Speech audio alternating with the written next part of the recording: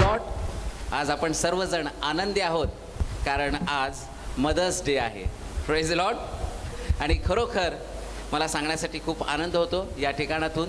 आज मातृदिन असताना शिल्हो पेंटिकॉस्टल चर्चमधील ज्या सर्व माता आहेत, त्याचप्रमाणे जे गुगल मीटवर लाईव्ह जे बघत आहेत, फेसबुकवर जे लाईव्ह बघत आहेत, आणि त्याचप्रमाणे रेव्हरंड मनोज तेलोरे मिनिस्ट्रीज या चॅनलच्याद्वारे जे यूट्यूबवर हा संदेश ऐकत आहेत, त्या सर्व मातांना आजच्या मातृदिनाच्या खूप खूप शुभेच्छा. सर्वांना हॅपी मदर्स डे. आणि परमेश्वर तुम्हाला अशाच पद्धतीने अनेक वर्ष दाखवो आणि तुमच्यासाठी आरोग्याने भरलेले आणि तुमच्याबरोबर तुमचे सर्व प्रियजन तुमच्याबरोबर असणारे असं जीवन तो परमेश्वर प्रत्येक मातेला देवो, हीच येशूच्या चरणी पुन्हा एकदा प्रार्थना. Praise the Lord. आज आपण सर्वजण आनंदी आहोत आणि आज आपल्या सर्वांचीच उत्सुकता आहे की आज पुन्हा एकदा वचनाच्याद्वारे परमेश्वर काय बोलणार आहे. आणि ही उत्सुकता प्रत्येक वेळेस परमेश्वर वाढवत आहे आणि त्या वचनाच्याद्वारे आशीर्वादित करत आहे. अशाच प्रकारे त्या वचनाच्याद्वारे अधिक आशीर्वादित होण्यासाठी रेव्हरंड मनोज तेलोरे मिनिस्ट्रीज या चॅनलला आपण लाईक करूयात, आपण सबस्क्राईब करूयात. त्या ठिकाणामध्ये एक बेलचं आयकन आहे, ते बेलचं चिन्ह आहे, ते आपण दाबूयात, जेणेकरून ज्यावेळेस वचनाचे नवीन व्हिडिओ तयार होतील ते लगेच तुम्हाला पाहण्यासाठी उपलब्ध होतील, ज्याद्वारे आपल्याला परमेश्वर पुन्हा एकदा भरभरून आशीर्वाद देईल आणि अनेक साक्षी आपल्या जीवनामध्ये घडतील. त्या ठिकाणामध्ये जो नंबर दिलेला आहे तो व्हॉट्सअपचा नंबर आहे. त्या नंबरवर तुम्ही तुमच्या घडलेल्या साक्षी तुम्ही त्या ठिकाणामध्ये सांगू शकता, शेअर करू शकता. हजारो साक्षी त्या ठिकाणामध्ये येत आहेत. आम्हाला या ठिकाणामध्ये ते सगळ्या साक्षी सांगण्यासाठी वेळ देखील पुरणार नाही. परमेश्वर अद्भुत कार्य रेव्हरंड मनोज तेलोरे मिनिस्ट्रीज या चॅनलच्याद्वारे करत आहे आणि सर्व गौरव आम्ही परमेश्वराला देतो, कारण त्याच्या वचनाच्याद्वारे अनेक लोकांची जीवनं त्या ठिकाणामध्ये बदलली जात आहेत. तर तुमच्या जीवनामध्ये जर काही प्रश्न असतील, जर काही प्रार्थना असतील, तर त्या देखील त्या नंबरवर तुम्ही तुमच्या प्रार्थना विनंत्या तुम्ही पाठवू शकता. त्याच्यासाठी देखील प्रार्थना केली जाईल. आणि आज विशेष आपण वाट बघत आहोत त्या वचनाची. आपल्यामध्ये रेव्हरंड मनोज तेलोरे येत असताना आपण त्याचं स्वागत करूयात आणि परमेश्वराचं नाव. प्रभू येशू ख्रिस्ताच्या नावामध्ये आपणा सर्वांना वंदन. महिमा देतो प्रभूला. या दिवसामध्ये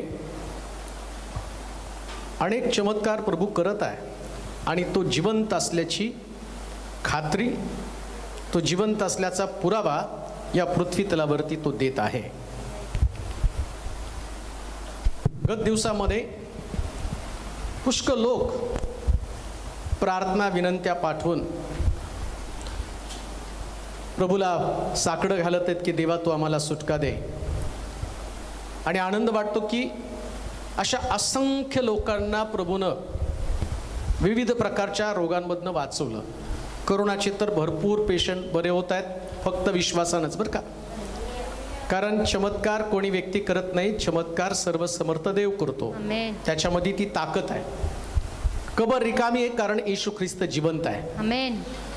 आणि म्हणून जर येशू जिवंत आहे तो म्हणतो माझ्यावरती विश्वास ठेवणारा मेला असला तरी जगेल. हालेलुया. काही साक्षी की 78 तासाची, 48 तासाची, काहींना काही तासांची, काही दिवसांची मुदत दिली होती, परंतु देवानं या सगळ्यांना वाचवलं. सगळ्यांना वाचवलं. कुणाची ऑक्सिजन लेवल 40, कुणाची 30, कुणाचा स्कोर कोण म्हटलं 30, कोण म्हटलं 20. आणि या सगळ्या स्कोरला पण येशूनं बदलून टाकलं.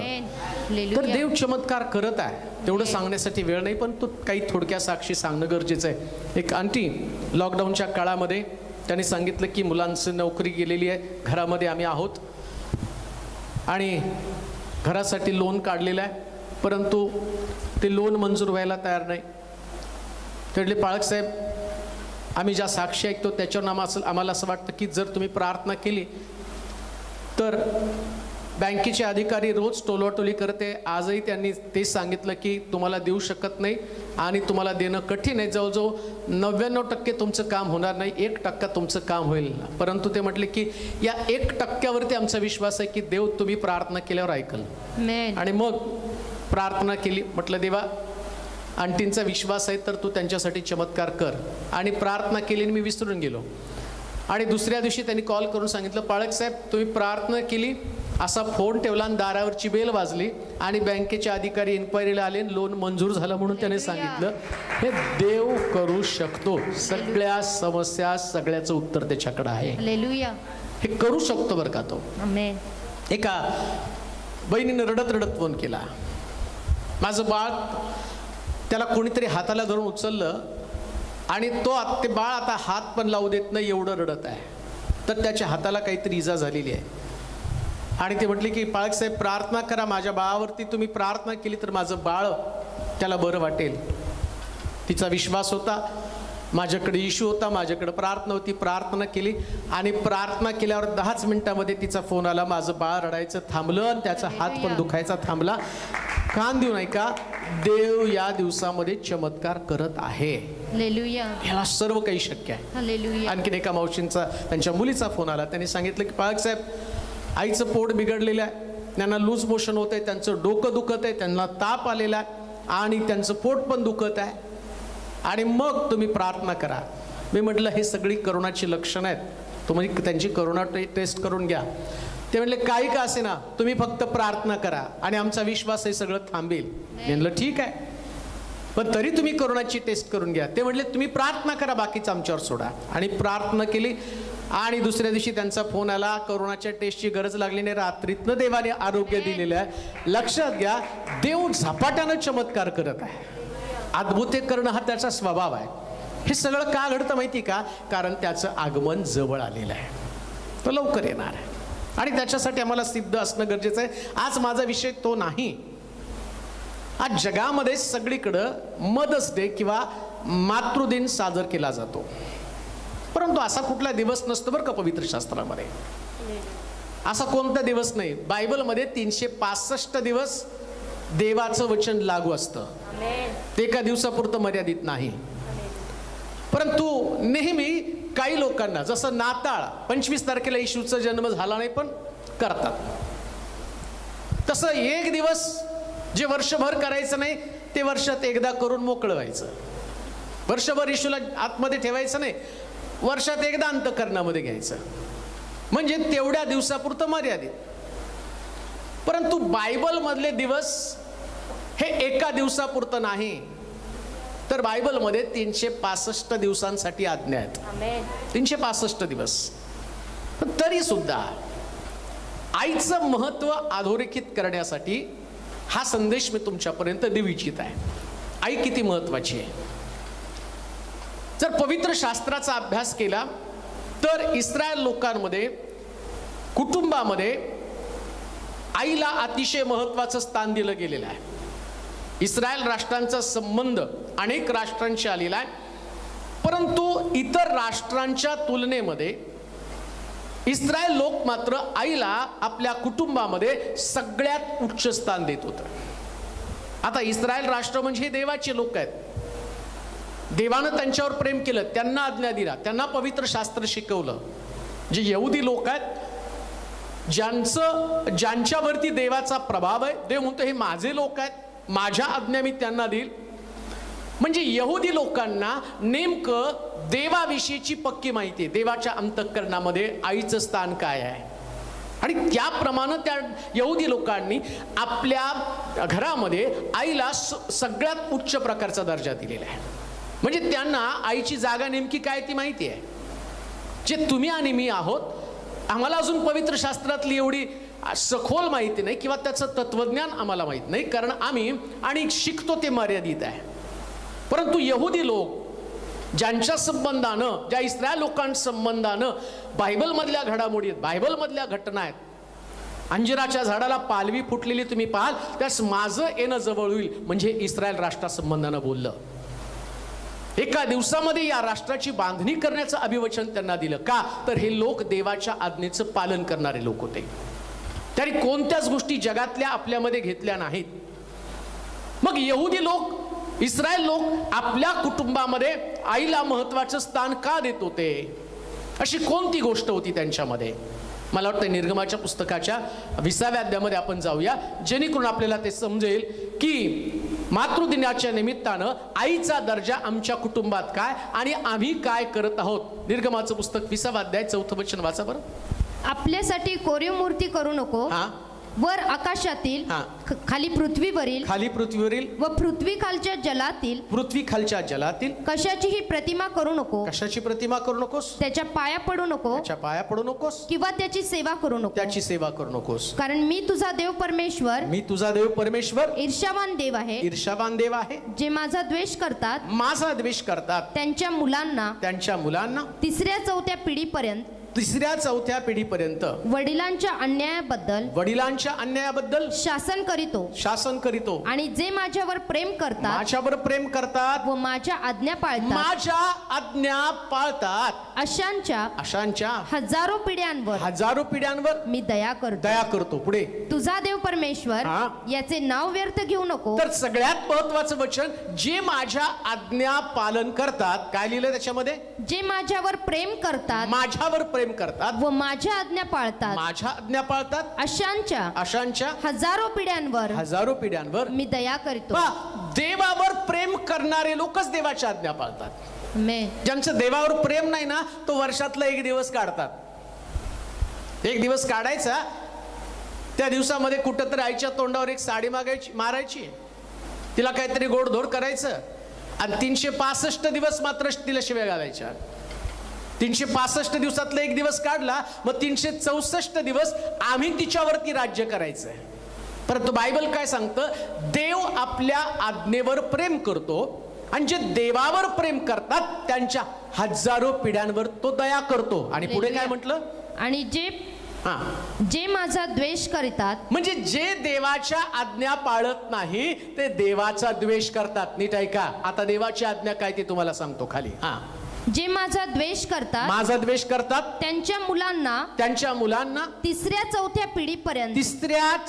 पिढीपर्यंत वडिलांच्या अन्यायाबद्दल शासन करतो. आणि जे माझ्यावर प्रेम करतात व माझ्या आज्ञा पाळतात अशांच्या हजारो पिढ्यांना मी दया करतो. तुझा देव परमेश्वर याचे नाव व्यर्थ घेऊ नको. कारण जो परमेश्वराचं नाव व्यर्थ घेईल त्याची तो गय करणार नाही. शब्बात दिवसाची आठवण ठेव तो पवित्रपणे पाळ. 6 दिवस श्रम करून आपले सर्व कामकाज कर. पण 7वा दिवस तुझा देव परमेश्वर याचा शब्बात आहे. म्हणून त्या दिवशी कोणतेही कामकाज करू नकोस.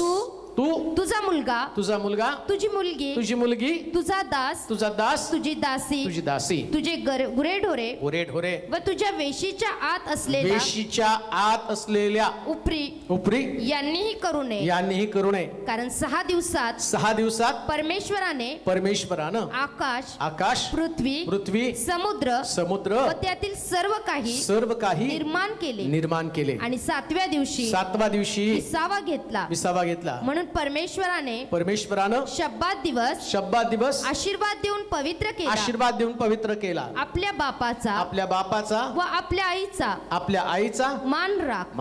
आता 4 आज्ञा देवानं त्याच्या संबंधानं दिल्या, 1 आज्ञा आई वडिलां संबंधानं दिल्या, आणि 5 आज्ञा त्यानं समाजा संबंधानं दिल्या. म्हणजे आई बापाला त्यानं आपल्या कॅटेगरीमध्ये ठेवलेला आहे. आईचा दर्जा काय माहिती का? आधी देव आणि त्यानंतर आई आणि बाप. आणि तो काय म्हटला माहिती का? जे माझ्यावर प्रेम करतात आणि माझ्या आज्ञा पाळतात. मग देवाची आज्ञा काय? वाचा, आई बापा संबंधाने काय म्हटलं? आपल्या बापाचा व आपल्या आईचा मान राख. आता देवाची आज्ञा काय? जसं देवाचा मान राखता. मग देवाचा मान राखता म्हणजे काय? जे माझ्या आज्ञा पालन करतात ते माझं मान करतात. मग आईचं मान करणं म्हणजे तिची आज्ञा पालन करणं. मग प्रश्न तोच उरतो, किती लेकरं आपल्या आईचा मान राखतात, तिच्या आज्ञेचं पालन करतात? कधी कधी आम्हाला त्याची प्रौढी वाटते. आम्ही म्हणतो की तू जुन्या काळची पुरातन आहे, पण सगळ्यात पुरातन आज्ञा तीच आहे. नियमशास्त्र. प्रभू येशू ख्रिस्ताला एका तरुणानं विचारलं, स्वर्गात जायला पाहिजे तर मी काय केलं पाहिजे? तो म्हटलं, जाऊन 10 आज्ञा पाळ. येशू म्हणतो मी नियमशास्त्र रद्द करण्यासाठी नाही, पूर्ण करण्यासाठी आलो. पण नियमशास्त्र रद्द करत असताना, पूर्ण करत असताना 10 आज्ञा मात्र तो तशाच ठेवून गेला. त्या 10 आज्ञा कशासाठी? 365 दिवस. परत ऐका, मदर्स डेला आईला साडी घेणं म्हणजे मदर्स डे नाही. 365 दिवस आईची आज्ञा पालन करणं म्हणजे देवाच्या योजनेमध्ये राहणं. म्हणजे तुमचं देवावरती प्रेम आहे. आज पुष्कळ लोकांना असं वाटतं नाही, आईला काहीतरी मिठाई आणतो, नाहीतर मग तिला काहीतरी आवडतं हॉटेलमध्ये खायला घेऊन जातो आणि 365 दिवस तिला भाकर करायला लावशील, तिच्याकडून भाकर तू खाशील. बायबल काय सांगतं माहिती का? जो कोणी आपला बाप आपला आई याचा सन्मान करत नाही तो देवाचा सन्मान करत नाही, तो देवाचा अपमान करत आहे. ज्या दिवशी तुम्ही आईचा अपमान करता ना, त्या दिवशी तुम्ही देवाचा अपमान करता. आत्ता मी वचन वाचलं आणि त्या वचनामध्ये असलेलं, जो माझ्या आज्ञेचं पालन करतो त्याच्या 1000 पिढ्यांवरती मी दया करतो. बापाच्या चुकीबद्दल मुलाला शासन करतो. नीट कान देऊ नाही का? जाऊ द्या लाखो लोकांपर्यंत हा संदेश. चर्चला जाण्यामध्ये पटाईत आहेत, दशांश देण्यामध्ये, दानधर्म करण्यामध्ये लोक पटाईत आहेत, परंतु त्याच्यावर तुमची धार्मिकता किंवा त्याच्यावर तुमचं धर्म तत्वज्ञान दिसत नाही. तुमचं धर्म तत्वज्ञान तुमच्या घरामध्ये असणारी तुमची आई. 7वा दिवस शब्बात आणि तो पवित्रपणे पाळतोय. देवाचं नाव व्यर्थ घेत नाही, खूप चांगली गोष्ट आहे. पण 4 आज्ञानंतर 5वी आज्ञा, तुझ्या बापाचा तुझ्या आईचा सन्मान कर. काय तुझ्या आईचा आणि तुझ्या बापाचा तू सन्मान करत आहे का? का नुसतं मदर डेला एक विशिष्ट दिवस म्हणून आणि त्या आईचं आदर करण्याचं काम त्या दिवसापुरते करत आहे. पुष्कळ लोक मदर्स डे साजरा करताना त्याची आई अनाथाश्रम मध्ये, पण हा मात्र सगळ्या विधवा आईला साड्या करत आहे. सगळ्या विधवाईला का? तर लोकांनी कौतुक केलं पाहिजे, हा व्यक्ती खूप, ज्याची आई वृद्धाश्रमात आहे, ज्याची आई दुसरीकडे कुठं तरी राहती ना, अशा व्यक्तीला देव स्वर्गात नेणार नाही. तुम्हाला माझ्या उपदेशाचा राग जरी आला तरी चालेल. मला वाटते अनुवादाच्या पुस्तकामध्ये वाचूया 5वा अध्याय 14 वचन. अनुवाद मी शास्त्रातनं सांगतो, बाहेरचं इकडचं तत्वज्ञान नाही सांग. बऱ्याच लोकांना तो संदेश टोचतो, त्यांना राग येतो. पण तुम्हाला राग येतो म्हणून संदेश बदलत नाही, वचन बदलत नाही. येशू ख्रिस्त ज्या संदेश देत होता ना, तर लोक हातामध्ये दगड घेऊन चाललेले होते. स्तेफन संदेश देत असताना बायबल सांगतं की लोक चवताळले आणि त्यानं स्तेफनाला दगडमार केला. का? कारण ते वचन त्यांना टोचलं. लोकांना हल्ली या दिवसामध्ये गुदगुल्या करणारं वचन आवश्यक आहे. तर असं वाटतं काही पण करून आम्ही स्वर्गामध्ये पोहोचावं, काही पण करून आम्ही आणि स्वर्गामध्ये पोहोचल अशा प्रकारचे संदेश तुम्ही आम्हाला द्या. तसले संदेश मिळत नाही. जे देवाच्या वचनात सांगितलं ते ऐका. अनुवादाचं पुस्तक 5वा अध्याय 14 वचन वाचा. अनुवाद 5:14. पण 7वा दिवस, अनुवाद 5:14. पण 7वा दिवस तुझा देव परमेश्वर याचा शब्बात आहे, म्हणून त्या दिवशी कोणतेही कामकाज करू नको. अनुवाद 5:14. पुढे. तुझा देव परमेश्वर याने तुला आज्ञा केल्याप्रमाणे आपल्या बापाचा व आपल्या आईचा मान राख. म्हणजे जो देश तुझा देव परमेश्वर तुला देत आहे त्यात तू चिरकाल राहशील आणि तुझे कल्याण होईल. अजून एक वचन वाचू नव्या करारामध्ये. इपिस्कराचं पत्र 6वा अध्याय 1 आणि 2 वचन. इपिस्कराचं पत्र. आता अनुवादाच्या पुस्तकामध्ये वाचलं. बऱ्याच लोकांना वाटतं नाही ते जुन्या करारात सांगितलं आणि जुना करार संपलेला आहे. तुम्ही संपवला हो. तुम्हाला जे लागतं ते तुम्ही घेता, तुम्हाला नको वाटतं ते सोडून देता. जे तुम्हाला आवश्यक आहे, ज्याच्यानं तुम्हाला बरं वाटतं. अब्रामाला 100व्या वर्षी मुलगा दिला, आम्हाला 100व्या वर्षी द्या. दाविदाला धुळीत न काढून राजगादीवरती बसवलं, आम्हाला राजगादीवरती बसवा. लागल तसं घ्यायचं आणि बाकीचं टाकून द्यायचं. ही आमची प्रवृत्ती आहे. पण नव्या करारामध्ये पुन्हा पौल त्या ठिकाणामध्ये इपिस्कराच्या लोकांना पत्र लिहिताना काय सांगतो वाचा. इपिस्कराचं पत्र 6वा अध्याय 1 आणि 2 वचन. मुलांनो प्रभूमध्ये तुम्ही तुम्ही आपल्या आईबापांचा आज्ञेत राहा, आज्ञेत राहा, कारण हे योग्य आहे, कारण हे योग्य आहे. आपला बाप, आपला बाप व आपली आई, व आपली आई यांचा मान राख, यांचा मान राख, यासाठी की तुझे कल्याण व्हावे, तुझे कल्याण व्हावे, व पृथ्वीवर तू दीर्घायू असावे, दीर्घायू असावे. अभिवचन असलेली हीच पहिली आज्ञा आहे. पहिली अभिवचन म्हणजे प्रॉमिस. हालेलुया. काय प्रॉमिस आहे? आपल्या आईचा आणि आपल्या बापाचा सन्मान कर. जो व्यक्ती आपल्या आईचा अथवा बापाचा सन्मान करत नाही, मी आई आणि बापाचं का म्हटलं, कारण देवाला माहिती आहे करोनामुळं काहींची आई गेली असतील, काहींचे वडील गेले असतील. आणि ज्यांची आई गेली, आज सकाळीच मी पेपरला वाचलं, कोरोनामुळं बिचाऱ्याच्या त्या लेकरांची आई वारली आणि बापाच्या मांडीवरती मुलगा झोपलेला आहे आणि बाप एका मुलाचा अभ्यास घेत आहे. त्याच त्या ठिकाणामध्ये असं सांगितलं गेलं की आता दोन्ही जबाबदाऱ्या बापच पूर्ण करत आहे. आईचं प्रेम पण तो बापच देत आहे. लक्षात घ्या, आई म्हणजे व्यक्तिशः आई नाही, जी तुमचं पालन पोषण करणारी व्यक्ती आहे आणि ती व्यक्ती सुद्धा मातेचं काम करत आहे. आम्ही पाहतो की नारायण वामन टिळक सुद्धा म्हणतात, ख्रिस्त गुरु मावली ग माझी, ख्रिस्त गुरु मावली. आणि त्याने सुद्धा या येशूला आणि आईचा दर्जा दिला गेलेला आहे. अजून आम्ही पाहतो इर्मायाच्या पुस्तकामध्ये 50व्या अध्यायाच्या 12 वचनामध्ये असं म्हटलेलं आहे की त्या ठिकाणामध्ये राष्ट्राला सुद्धा आईचा दर्जा दिला गेलेला आहे. म्हणजे आईचा दर्जा हा सगळ्यात वरचा दर्जा आहे. अनेक परिवाराला ते माहित नसल्या कारणानं त्यांनी चर्चला दर्जा दिला, त्यानं पत्नीला दर्जा दिला, त्यानं समाजाला दर्जा दिला, त्यानं त्या प्रतिष्ठित लोकांना दर्जा दिला, परंतु त्यांच्या घरामध्ये त्यांच्या आईला दर्जा नाही. आईला कुठेतरी एका कोपऱ्यामध्ये बसवलं जातं. आणि बायबल काय सांगतं, अशी लेकरं मग ती वयस्कर असतील किंवा ती तरुण लेकरं असतील, परंतु पवित्र शास्त्रात सांगितलं ती अभिवचनापासून पोरकी असणारी लेकरं आहेत. कान देऊ नये का? परमेश्वर त्याच्या आज्ञेवर प्रेम करणाऱ्या लोकांवरती प्रेम करतो आणि जे त्याच्या आज्ञेचं पालन करतात. कान देऊ नये का? तुमची आई आणि कशी का असेना तिने तुम्हाला जन्म दिलेला आहे. आणि एक गोष्ट ध्यानात ठेवा, देवाची आज्ञा आहे म्हणून तुम्हाला तुमच्या आईचा सन्मान करणं गरजेचं आहे. तुमच्या आईच्या आज्ञेमध्ये तुम्हाला राहणं गरजेचं आहे. तुम्ही असं म्हणू नका, आज आम्ही तरुण आहोत आणि आम्हाला आमचं जनरेशन. काय तुमचं जनरेशन? बायबलमध्ये सांगितलं भूतलावर काहीच नवीन नाही, जे होऊन गेलं तेच होत आहे. काय तुमच्या जनरेशन मध्ये? टाईट कपडे होते, आमच्या जनरेशन मध्ये होते. तुमच्या जनरेशन मध्ये काय? केस कापायचे. त्याच्या आधीच्या हिरोईन बघा, त्यांनी पण केस कापलेले आहेत. तुमच्या जनरेशन मध्ये काय? कुठंतरी इकडे तिकडे पॅन्टी फाडायच्या.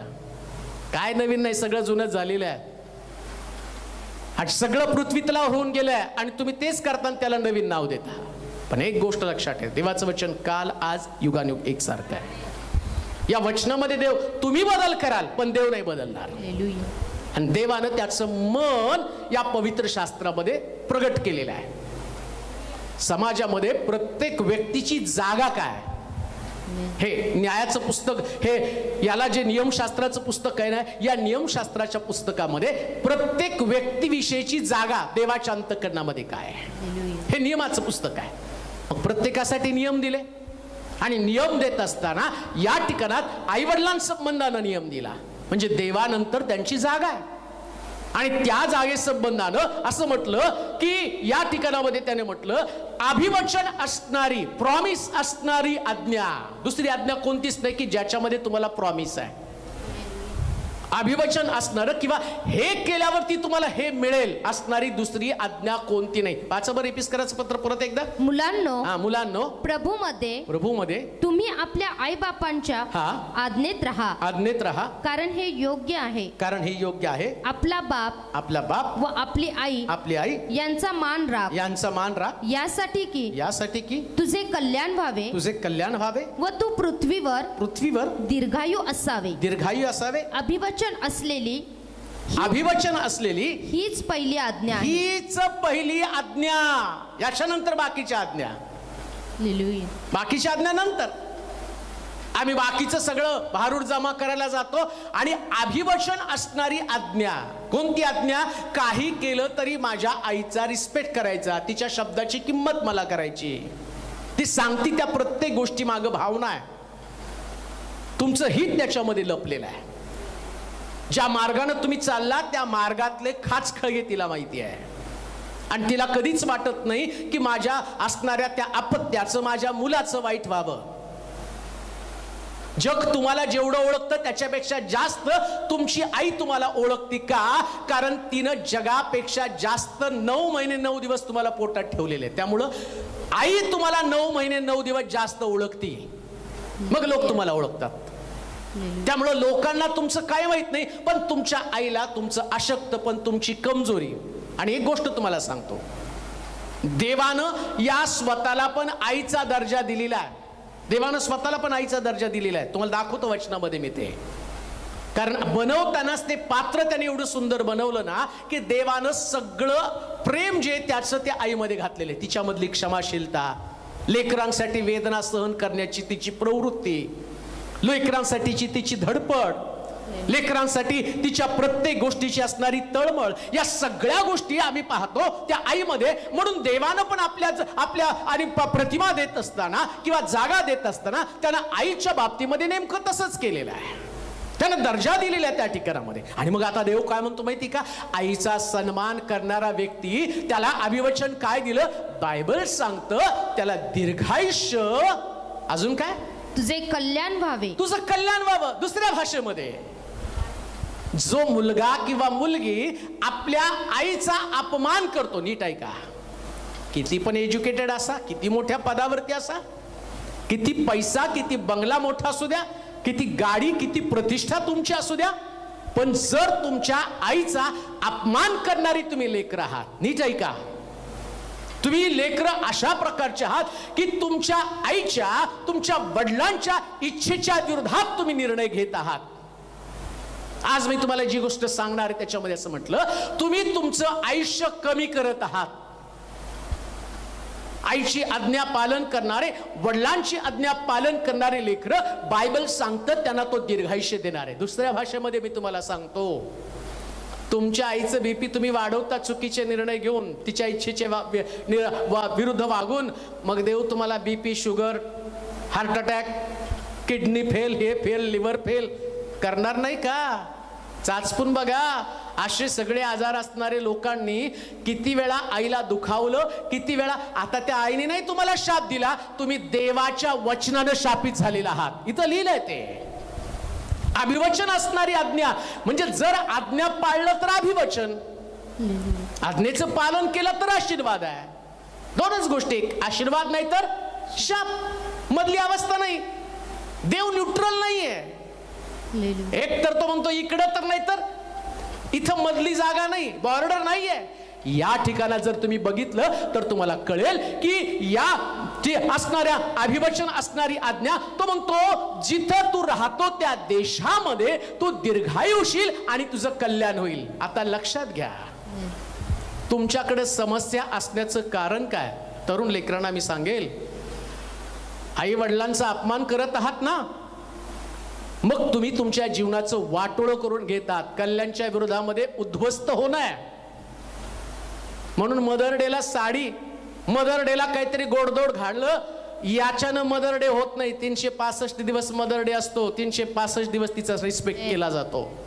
लक्षात घ्या, नुसतं मदर विषयी मी बोलत नाही. मग ती मदर तुमची सासू पण असती, ती मदर तुमची सून पण असती. मी नुसतं आईविषयी बोलत नाही. आई म्हणजे जगातली प्रत्येक आई, मग ती सासू असेल किंवा सून पण असेल, ती पण आई आहे. म्हणून प्रत्येक आईचा सन्मान करणं ही गोष्ट आमच्यासाठी अत्यावश्यक. कशाला? कारण बायबल सांगतं की त्याच्यामध्ये दीर्घायुष्य आहे, त्याच्यामध्ये कल्याण आहे.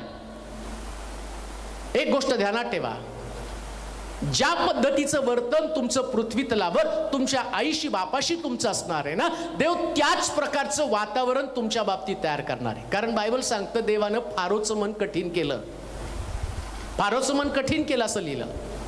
म्हणजे मन कठीण करण्याचं काम पण देवच करतो.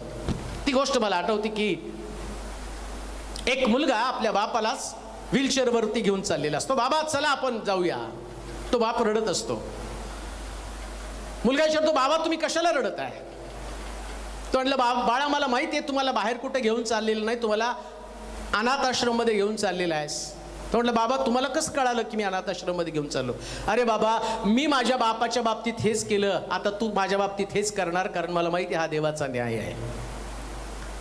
ज्या पद्धतीनं तुम्ही पेराल, बायबल सांगतं जो अधर्माची पेरणी करेल तो दुःखाची कापणी करेल. अधर्म म्हणजे देवाच्या वचनाच्या बाहेर जाऊन जगणं. प्रियांनो, फार मोठे उपदेश केले, फार मोठा संदेश दिला, मी फार मोठा आणि कोणीतरी वक्ता आहे, परंतु माझ्याकडे देवाच्या आज्ञेचं पालन नाही तर मी कशा पद्धतीने दीर्घायुष्य जीवन जगणार आहे? एक गोष्ट लक्षात ठेवा, आईच्या जीवनामध्ये सगळ्यात महत्वाचा क्षण कोणता असतो माहिती का? जास्त लेकरू तिला आई म्हणतं त्यावेळेस.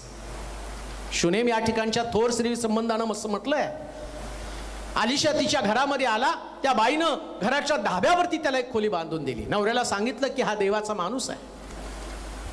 आलिशा नेहमी त्या ठिकाणामध्ये उतरत असे. आलिशानं पाहिलं ही बाई सेवा करण्यामध्ये फार पटाईत आहे. प्रश्न तोच आहे, नवऱ्यानं खोली बांधून दिली, लक्ष आलिशा त्या स्त्रीकडे का गेलं?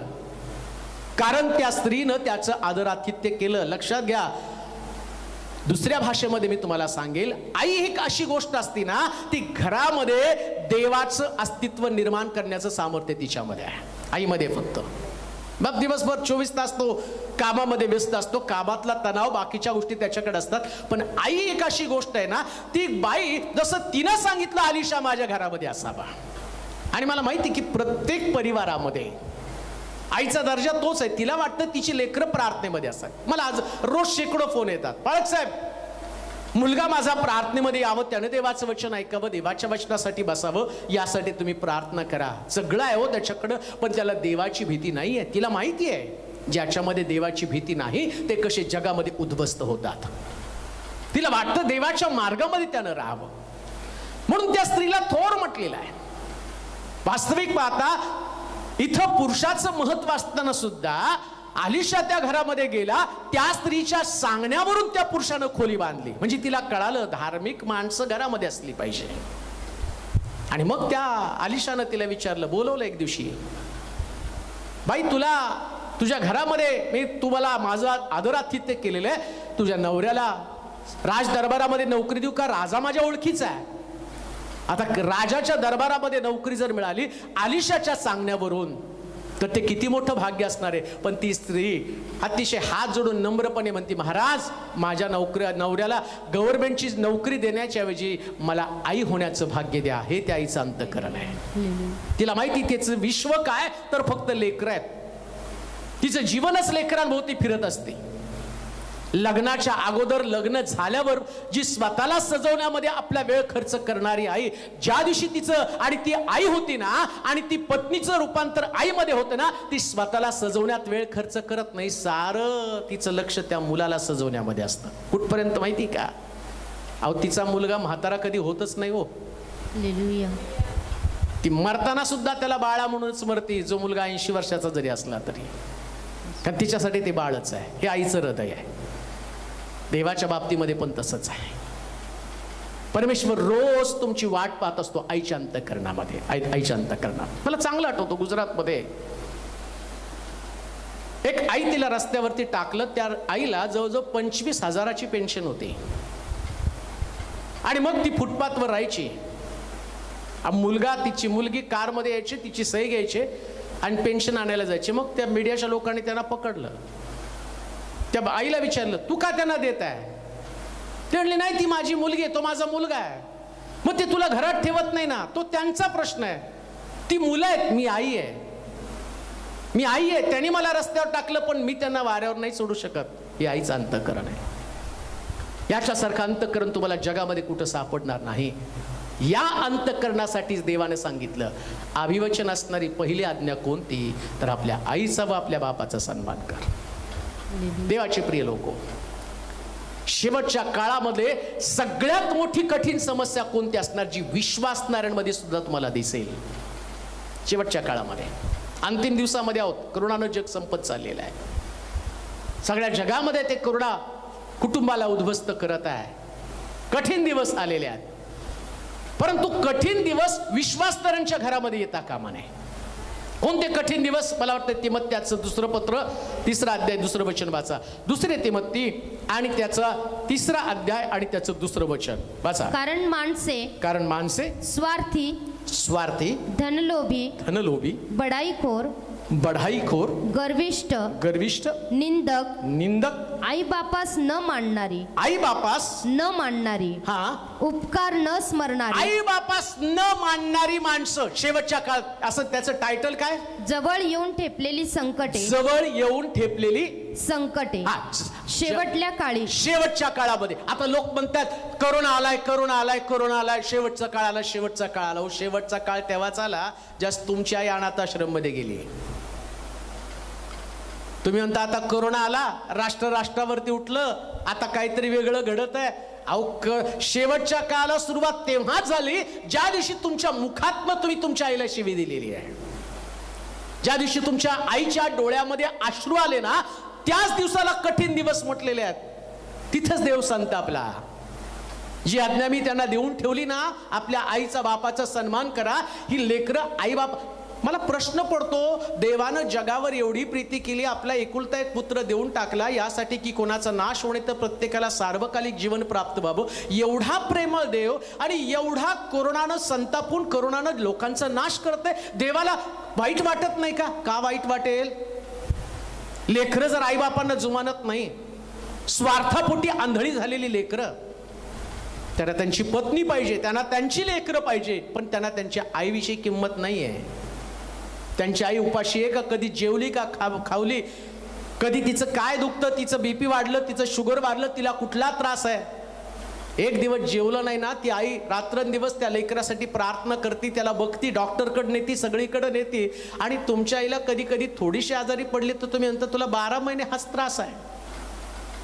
त्या आईनं तू ज्यावेळेस लहान होता ना, ताप आला, तुला सर्दी झाली ना, तर ती कधी झोपली नाही. आणि जोपर्यंत तुला बरं वाटत नाही तोपर्यंत ती झोपली नाही. जन्माच्या वेळेस तर तिनं कधी तिची रात्र सरते, कधी सकाळी येते हे तिला माहित नाही. तिचे दिवस पण कॅल्क्युलेशन करायला ती विसरते. का? तर तिचं बाळ तिच्यासाठी सगळं आहे. आणि वृद्धकाळामध्ये हीच आई बाळासारखं जीवन जगत असताना तुम्हाला तिची अडचण होती की जी बालपणी तुम्हाला, आणि तिला तुमची कधी अडचण झाली नाही, तिला नेहमी त्यांनी तुमच्यावरती प्रेम केलं. पण देव काय करतो माहिती का? प्रत्येक टप्पे आणतो. कशासाठी? न्यायासाठी. पहा, मनुष्याच्या जीवनातले प्रत्येक टप्पे आहे. असं म्हणतात वृद्धपकाळ लहान लेकरासारखा असतो. कशाला माहिती का? या लेकरांची पारख करायला. का पारख करायचं? अभिवचन दिलंय ना, आपल्या आईचा बापाचा सन्मान कर. आता हे अभिवचन, कोणतं अभिवचन? तुझं कल्याण व्हावं, पिढ्यानपिढ्या कल्याण व्हावं. नीट आहे का? देवाचं गणित मी तुम्हाला सांगत आहे. तुम्ही तुमच्या लेकरांच्या नावावरती पैसे टाकले, LIC काढली, शिक्षणासंबंधानं प्लॅन केले, आणि बऱ्याच ठिकाणामध्ये प्लॅन करून सुद्धा त्यांची लेकरं पैसा असून सुद्धा वाम मार्गाला जातात, व्यसन करतात, कुठल्या तरी वाईट लोकांच्या सहवासामध्ये जातात. कारण या मुलानं त्याच्या आईला किंमत दिली नाही, बापाला किंमत दिली नाही, आईची निंदा केली, बापाची निंदा केली, या लोकांना घराबाहेर काढलं. आणि मग तुम्ही किती पण साचवलं, अभिवचन कसं पूर्ण होणार? मग तो म्हटला शेवटच्या काळात कठीण दिवस येतील. काय? लेकरं आई बापा जुमानणार नाही. कान देऊ नाही का? वृद्धाश्रम ख्रिस्ती व्यक्तीसाठी नाही. वृद्धाश्रम बांधणं चांगलं आहे, पण वृद्धाश्रमात आई वडील जाणं हा शाप आहे प्रियानो. हे देवाच्या वचनात सांगितलं, मंच नाही सांगत. शेवटच्या काळातलं सगळ्यात मोठं संकट कोणतं असेल तर लेकरं आई बापास जुमानणार नाही. वाचा वचन परत. शेवटल्या काळी कठीण दिवस येतील, हे समजून घे. कारण माणसे स्वार्थी धनलोभी बढाईखोर गर्विष्ठ निंदक आई बापास न मानणारी उपकार न स्मरणारी अपवित्र ममताहीन शांतताद्वेषी चहाडखोर असंयमी क्रूर चांगल्याबद्दल प्रेम न बाळगणारी विश्वासघातकी हूड गर्वाने फुगलेली देवावर प्रेम करण्याऐवजी सुखविलासाची आवड धरणारी सुभक्तीचे केवळ बाह्यरूप दाखवून फक्त बाहेरून धार्मिक, चर्चमध्ये यांचं सगळ्यात मोठं डोनेशन, प्रवचनाच्या दिवशी पांढरे कपडे, लांब लांब मोठ्या प्रार्थना, सगळं काही चांगलं आहे. मला वाटतं एक वचन वाचा, मार्काचं शुभवर्तमान 7वा अध्याय 10 ते 13 वचन. अगदी स्पष्ट देवाच्या वचनात काय ते तुम्हाला सांगतो. राग आला तरी हरकत नाही बरं का, डिसलाईक करा, पण वचन लोकांपर्यंत जाऊ द्या आणि त्यानं तुमचं जीवन बदललं जाऊ द्या. तुमचं जीवन बदलणं, कारण हे बायबल आहे, हे नाही बदलत कधी. हे तुम्हाला बदलवतं, तुम्हाला बदलणं गरजेचं आहे. नाही बदल, मला तुम्हाला चांगलं चांगलं बोलायला आणि तुम्ही मला कौतुक करून सांगायला मला आवडतं, पण तिकडं मला फटके बसतील ना भरून. ज्या जागेवरती मी तुला ठेवलं तिथं माझ्या वचनाचा प्रचार तुला करायचा आहे. जे मी सांगतो ते लोकांपर्यंत जाऊ दे, लोकांना बरं वाटावं, त्यांनी पापात राहावं आणि एक दिवशी त्यांच्या चुकांबद्दल या पृथ्वीतलावरती त्यांनी आणि दंड भोगावा, शासन त्यांना व्हावं अशी देवाची इच्छा नाही. देवानं शास्त्र यासाठी दिलं की हे पाळावं आणि या पृथ्वीतलावर तुम्ही चांगलं जीवन जगावं. वाचा काय लिहिले वाचना. कारण मोशेने सांगितले आहे की, मोशेनं कुणी सांगितलं? मोशेने. आता पहा, बरेच लोक म्हणतात की नाही संपलं, येशू ख्रिस्त बोलतोय. कोण बोलतो? कारण मोशेने सांगितले आहे की, मोशेनं सांगितलं आहे की तू आपला बाप व आपली आई यांचा मान राख, आणि जो कोणी आपल्या बापाची किंवा आईची निंदा करतो त्याला देहांत शिक्षा व्हावी. काय देवाचं अंतःकरण बापा संबंधानं आई संबंधाने तुम्हाला माहिती आहे का? अहो, सकाळी उठल्यापासून आम्ही तिला म्हणतो बिंडोक आहे, तुला अक्कल नाहीये, तुला काही कळत नाही, तू जुन्या जमान्याची, आम्ही नव्या जमान्याची आहेत. आणि जुना जमाना नवा जमाना परत एकदा निर्णय घेतो ना, आईच्या दारात येऊन पडतो. आई आता तूच मला यातून वाचव, आई तूच यातनं मला वाचव. का हो? आधी तिने सांगितलेला सल्ला मांडला असता तर ह्या अवस्था झाली नसते. कोणी आपल्या बापाची अथवा आईची निंदा करतो, नीट ऐका, निंदा म्हणजे आई बापाच्या माग बोलणं. माग जरी बोलला तर देवाच्या अंतःकरणात काय माहिती का? तो त्याला देहांताची शिक्षा द्यावी. मोशेला सांगितलं. म्हणजे देवानं आईचा दर्जा एवढा मोठा दिला. आईच्या माग जरी तू बोलला ना, आणि समजा कोणी ऐकलं, मी तुम्हाला पाखरांच्या संदेशामध्ये सांगितलं होतं, आकाशातली पाखरं तुमचे शब्द घेऊन देवापर्यंत जातात. माग सुद्धा बोलू नका आईबद्दल. आई ऐकत नाही, आणि समजा जरी आईने ऐकलं ना तर ती म्हणते नाही हो, माझा बाळ आहे, थोडासा हुड आहे. आई म्हणेल हुड आहे, देवाकडे हुड फुड काही नाहीये, त्याच्याकडे फटका आहे, कारण तो त्याच्या आज्ञेवरती प्रेम करतो. तो त्याच्या आज्ञेवरती प्रेम करतो. कोणी आपल्या बापाची आपल्या आईची निंदा करेल तर त्याला देहांत शासन द्यावं असं म्हटलेलं आहे. मग किती वेळा तुम्ही तुमच्या आई बापांचा अपमान केलेला आहे? किती वेळा एखाद्या सुनेनं आपल्या सासूला बोललेलं आहे आणि किती सासवा आपल्या सुनेला बोलत आहे. मग ती आई नाही का? का तुमच्यामध्ये संघर्ष आहे? का तुमच्यामध्ये खटके आहेत? पुन्हा मी तुम्हाला सांगतो, मी आईविषयी बोलत आहे, मग तुमची सून पण आई आहे, मग तुमची सासू पण आई आहे. कधी कधी ती सून काय करते माहिती का? तिच्या आईबद्दल रिस्पेक्ट आहे पण नवऱ्याच्या आईबद्दल रिस्पेक्ट नाही. तुम्ही देवाचं वचन बुडतात, मी पुढे तुम्हाला दाखवून देणार आहे. निंदा कोणाची असू द्या, सासू पण आई आहे आणि तुमची आई पण तुमचीच आई आहे. मुलांनी पण तेच समजायचं. ते बघ जाऊ द्या, ते आपल्या डायलॉग मराठीतला सोडून द्या. मी तुमच्या घरचं पाणी पिणार नाही कारण मी जावई आहे. अरे आई आहे.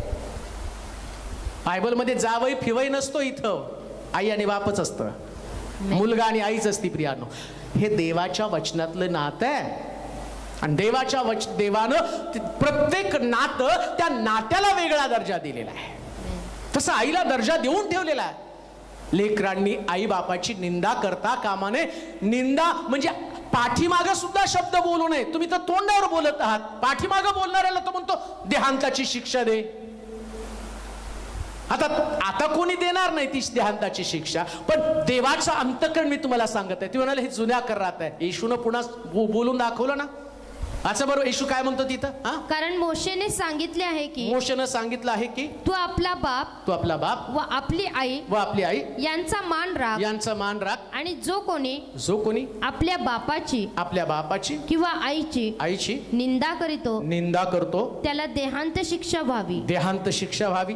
परंतु तुम्ही म्हणता जर एखादा आपल्या बापाला अथवा आईला म्हणाला की जे मी तुम्हाला पोषणासाठी द्यावयाचे ते कुर्बान म्हणजे अर्पण केले आहे तर तुम्ही त्याला आपल्या बापासाठी किंवा आईसाठी पुढे काही करू देत नाही अशा प्रकारे तुम्ही आपला संप्रदाय चालू ठेवून देवाचे वचन रद्द करता. काय सांगितलं येशूनं? मोशेच्या गोष्टीची आठवण करून दिली. तुम्ही काय करता? जे आई बापाला द्यायचं होतं, म्हातारपणाची त्यांची तरतूद करून ठेवायची होती, ज्यांनी आपलं सारं आयुष्य तुमच्यासाठी खर्च केलं, जन्मलेल्या दिवसापासून शिक्षण घेण्यापर्यंत, तुमचं लग्न करेपर्यंत, तुम्हाला जीवनसाथी मिळवून देण्यापर्यंत सगळी धडपड त्यांनी केली. रात्रंदिवस तुमच्याच विचारानं ते प्रेरित झाले. मग तो मुलगा असो किंवा मुलगी असो, ज्यावेळेस तुमचे आई वडील वृद्ध होतात ना, तर बायबलमध्ये लिहिलं त्यांचं पोषण करण्याची जबाबदारी तुमची आहे. आणि कसं पोषण करायचं माहिती का? जसं त्यांनी तुमचं पोषण केलं. बेस्ट तुम्हाला दिलेलं आहे. सणाला कधी त्यांच्या अंगावर ते साधी कपडे होते, पण लेकराच्या अंगावर भारीच कपडे होते. हे आतापर्यंतचा इतिहास आहे. ती आई कधी कधी एखादी भाकर कमी असेल ना, तर ती पाणी पिऊन झोपते, पण मुलाला देते. हे तिने पोषणाची जबाबदारी पार पाडली. आता तू तरुण झालेला आहे. तुझी आई त्यावेळेस तरुण होती, तू छोटा होता. आता तू तरुण आहे, तुझी आई वृद्ध झालेली आहे. आता पहिल्यांदा तिला घास, मग तू खायचा. हा देवाचा नियम आहे. पण आता तू काय करतो माहिती का? आईला सांगतो की तुला जे पोषण करायचं होतं ना, तुझ्या नावाचे जे पैसे, ते मी चर्च मध्ये टाकले. तो म्हणतो, अरे तू तर देवाचं वचन बदल केलेला आहे. काय तुझं चर्च मधलं दान? त्या भिंतीवर संगमरवरी पाटील त्याच्यावर लिहिले, मनोज तेलोरी यांच्याकडनं 5 लाख रुपये चर्चला. आणि आई वृद्धाश्रमात आहे, आईच्या अंगावर कपडे नाहीये, ती भाकरीसाठी मोहताज आहे. ती पाटीस तुला नरकात घेऊन जाणार आहे. ही पाटीस तुझा न्याय करणार आहे. कुर्बान जे आहे, जे पोषणासाठी, तुझ्या आईच्या पोषणासाठी ते कुर्बान, मोशेनं सांगितल्याप्रमाणे ते कुर्बान तू मंदिरामध्ये दिलेलं आहे. तो अर्पण केलं. अरे तू हे करून मानवी संप्रदाय पाळला. मानवी संप्रदाय काय? चढाओढ, चर्च मधली चढाओढ. त्यानं किती दिलं, मी किती दिलं. अरे त्याची आई कुठं, तुझी आई कुठं बघ. तुझ्याकडे काही नसेल, पण तू चर्च मध्ये जातो, तुझ्या आईचा सन्मान करतो ना. जसं विधवेच्या 2 टोल्या पाहिल्या ना, तसं तुझ्या आई तुझ्याकडे ही तुझी टोली आहे. लक्षात ठेव, ही तुझी जमेची बाजू आहे. हे तुझ्यासाठी अभिवचनाची आज्ञा तू पाळत आहे. तू आशीर्वादित आहे. तुझं कल्याणच होणार आहे. तू निरश्रित होणार नाही. धार्मिक निरश्रित झालेला त्याची संतती भिकेस लागलेली मी पाहिली नाही. तुझ्या पिढीकडे, तुझ्या लेकरांकडे तू आशीर्वाद पुढे येत आहे. एक दिवस लक्षात ठेव, तुझे लेकरं वाढतील ना, तू जसं तुझ्या आईला वाढवतो ना, हेच तुझे लेकरू पाहून तुला तसं वाढवणार आहे. तुला वाढवणार आहे ते का? कारण त्याला माहिती आहे, ज्या पद्धतीनं माझा बाप माझ्या आईशी वाढव आणि व्यवहार त्यानं केलेला आहे, तो त्याला वाढता वाढता तो व्यवहार त्याच्या डोक्यामध्ये जाणार आहे. आणि शेवटी वर बसलाय ना, तो सगळी सूत्र तर तो हलवतो ना, तो तुला कसं सोडेल तसं. तुझा अंतिम समय फार भयानक असेल.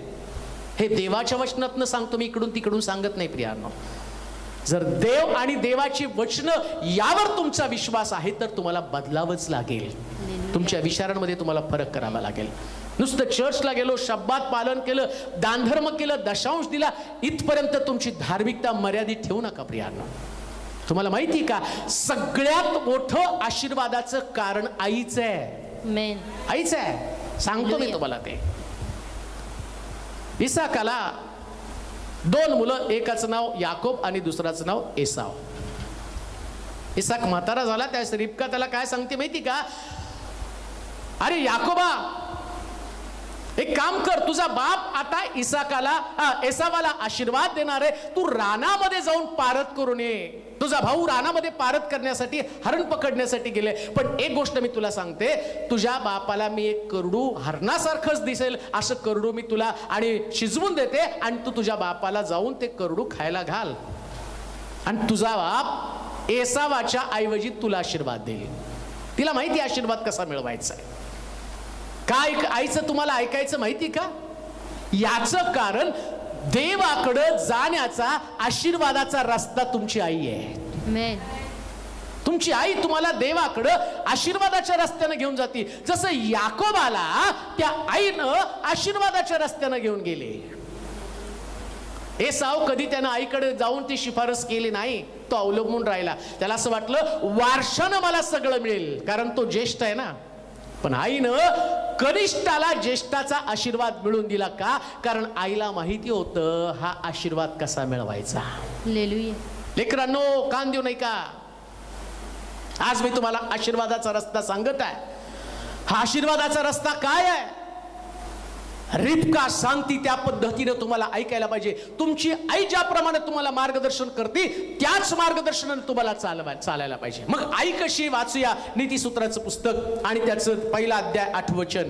नीतिसूत्राचं पुस्तक त्याचं पहिला अध्याय आणि त्याचं 8 वचन. माझ्या मुला आपल्या बापाचा बोध ऐक. आपल्या बापाचा बोध ऐक. आपल्या आईची शिस्त सोडू नको. आई जी शिस्त लावती ती सोडायची नाही.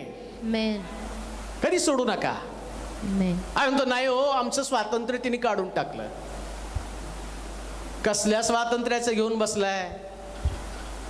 तिला माहिती बाहेर जग कसलं भयानक आहे.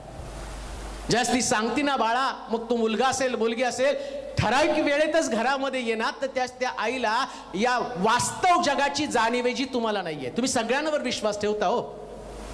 तुम्ही मित्रांवर विश्वास ठेवता, शाळेवरती विश्वास ठेवता, शेजाऱ्यावरती विश्वास ठेवता, कारण तुम्हाला जगाचा अनुभव नाही. ज्या दिवशी तिने जन्म दिला ना, तो अनुभवाने जन्म दिलेला आहे. काय वेदना भोगल्या तिला माहिती आहे. आणि जग पण तिनं जवळून पाहिलेलं आहे. आणि तिला असं वाटतं या जगामध्ये माझं बाळ हरवून जाऊ नये. आता दुसरी गोष्ट मी तुम्हाला सांगतो. किती आई प्रेमळ असली ना, तरी सुद्धा तिला शिस्त लावण्याचं काम करावंच लागणार आहे. काही आई शिस्त लावत नाहीत. त्यांना वाटतं राहू द्या ना. मग त्यांनी शिवी दिली तरी चालेल, राहू द्या ना. त्याने जाऊन कोणाच्या तोंडात चापट मारली तर त्यांना कौतुक वाटतं. त्या असल्या आईविषयी पण मला नाही बोलायचंय. लक्षात घ्या, तुमच्या लेकरांना तुम्हाला शिस्त लावायला आलीच पाहिजे, कारण देवाच्या वचनात लिहिलेली आहे. एका मुलाला चोरी करताना पकडलं, त्या मुलाने नंतर खून केला आणि खून केल्यावर त्याला शिक्षा झाली. शिक्षा झाल्यावर जजनी त्याला विचारलं तुझी शेवटची इच्छा काय? तो म्हटला मला माझ्या आईला भेटायचंय.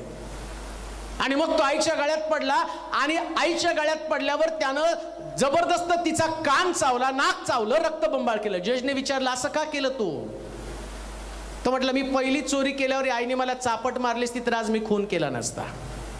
म्हणून बायबल सांगतं आईनं मुलाला शिस्त लावावी. म्हणून मातांनो, जरी तुमच्या लेकरांना काही दृष्टिकोनातनं ते आणि दुखावले किंवा त्यांना वाईट वाटलं तरी तुम्हाला शिस्त लावता आली पाहिजे. शिस्त लावणं याच्यासाठी देवानं तुम्हाला लेकर हातामध्ये दिलेली आहेत. उद्या ती बिघडली तर देव तुम्हाला हिशोब विचारणार आहे. कारण बायबल सांगतं संतती ही परमेश्वरानं दिलेलं धन, पोटचं फळ त्याची देणगी आहे. आणि या देणगीला, या धनाला तुम्हाला शिस्त लावता आली पाहिजे. म्हणून आई वडिलांनी शिस्त लावली पाहिजे, अभ्यासाची शिस्त लावली पाहिजे. ज्यास वडील त्याला रागवतात अभ्यासासाठी ना, त्यास त्याची बाजू घेऊ नका. चुकांबद्दल त्याला दंड देत असताना तुम्ही कधी कधी म्हणतात हा बाबा असंच वागतो. नाही हो, शिस्त लावताना ते तुम्हाला थोडासा पुढाकार घ्यावा लागेल. का तर त्याची हानी होऊ नये, त्याचं नुकसान होणे. भविष्यामध्ये त्याच्यावरती येणारी आपत्ती, त्याच्यावरती येणारं संकट लहानपणीच त्याच्या आई वडील शिस्त लावताना आईनं पुढाकार घेतला पाहिजे. बायबल सांगतं की आईवरती देवाने ती जबाबदारी सोपवलेली आहे. आईवर का जबाबदारी सोपवली? दिवसभर वडील कामाला जातात. मग आता प्रॉब्लेम असा आहे, आई वडील दोघं पण कामाला जातात. मग कोणी शिस्त लावायची? म्हणून तर घरात आजी पाहिजे ना, ती पण आईच आहे ना. मग त्या आजीची शिस्त पण, आता आई म्हणजे जे सांभाळती ती आई, जे तुमचं पोषण करते, जे तुम्हाला ज्ञान देते, जे तुम्हाला व्यवहार ज्ञान देते. मग त्या आता प्रश्न तोच येतो. देवानं सांगितलं होतं आपल्या आई बापाचा सन्मान कर, म्हणजे आई घरामध्ये ठेव. पण बायकोला आवडलं नाही, तिने वेगळं घर घेतलं, ती वेगळीकडे राहते. मग आता शिस्त कोण लावणार? मग तिथं चुकलं ना तुमचा निर्णय चुकला का नाही? आता निर्णय चुकल्यामुळं पुढचं तुमचं गणित चुकणार आहे, गणित चुकणार आहे. देवाच्या वचनात सांगितलं होतं, ते काय सांगितलं होतं? तुझ्या आईचा तुला सन्मान करायला पाहिजे, तू बायकोचा सन्मान केला. आणि तुम्ही म्हणता नाही आमच्या घरात सगळं नीट राहायला पाहिजे. नाही रे, देवाच्या वचनाचं ज्ञान त्यांना सांग ना. कधी कधी ते पुरुष म्हणतो अगे जाऊ दे, आई किती दिवसाची आहे. अरे तुझ्या लक्षात येतं का ते आशीर्वादाचं कारण आहे. तिच्या दीर्घायुष्यासाठी तुला प्रार्थना करता आली पाहिजे. उलट हे सोल्युशन नाहीये त्याला. बायबलमध्ये सांगितलं ते आशीर्वादाचं. मला वाटतं अजून एक वचन वाचा, यशाचं पुस्तक 66 अध्याय 13 वचन. हा, यशाचं पुस्तक 66 अध्याय 13 वचन. यशाचा ग्रंथ 66 अध्याय आणि त्याचं 13 वचन. हा, जशी एखाद्याची आई त्याचे सांत्वन करीते तसे मी तुमचे सांत्वन करीन. मी तुमचं सांत्वन करीन. यरूशलेमेत तुमचे सांत्वन करीन. परमेश्वरानं त्या आईच्या जागेवरती स्वतःला बघायला सुरुवात केली. हे देवाचं वचन देव बोलतो बरं का. आता यशाच्या मार्फत देव इस्रायल लोकांना बोलत आहे. आता देवाला एक उपमा घ्यायची. त्यानं कोणाची उपमा घेतली माहिती का? तो म्हणतो आईची उपमा. आई कशी शिस्त लावणारी, आई कशी आहे सांत्वन देणारी. आता अजून एक आईचा गुणधर्म तुम्हाला सांगतो. ती सांत्वन देणारी जगातली सर्वात मोठी शक्ती प्रियांनो. नापा झाला तर बाप एवढा आताताईपणा करून आदळा पडतो. नाक गेलं, कान गेला, डोकं गेलं, अमकं गेलं, मान खाली घातली.